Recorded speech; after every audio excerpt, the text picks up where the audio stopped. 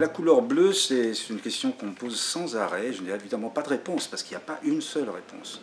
Le bleu intervient selon la narration, selon le thème, mais il a une fonction de décalage de la réalité. Il a une fonction, je dirais, supra-réelle. C'est quelque chose qui recouvre et qui amène à une autre réflexion. Ça peut être de manière tout à fait négative. Ce symbole peut être négatif, comme ça a été le cas dans le film Tico Moon, où le dictateur, joué par Michel Piccoli, était marqué par une malédiction et une tache bleue qui se transmettait dans la famille de père en fils. Enfin, c'était vraiment quelque chose d'abominable. Mais ça peut être aussi quelque chose de positif ou de mystérieux.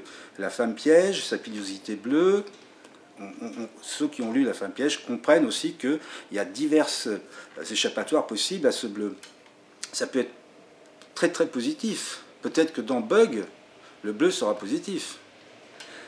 On sent déjà qu'il y a ce bug, cette bestiole bleue, il y a la tache bleue qui apparaît sur le visage de Hob, qui se transmet apparemment, qui est peut-être contagieuse, et puis il y a cette nébulosité bleue aussi autour de la Lune. Donc tout ça, ça a un lien, et la seule et unique réponse sur le bleu, c'est qu'il n'y a pas une seule réponse. C'est au lecteur, au spectateur, de se faire son histoire avec le bleu. Mais les ingrédients sont là pour que c'est extrêmement orienté en fin de compte. Moi je sais ce que je fais lorsque je raconte mon histoire, et le bleu a un sens, mais à chaque fois différent, et c'est au lecteur de le sentir et de le comprendre.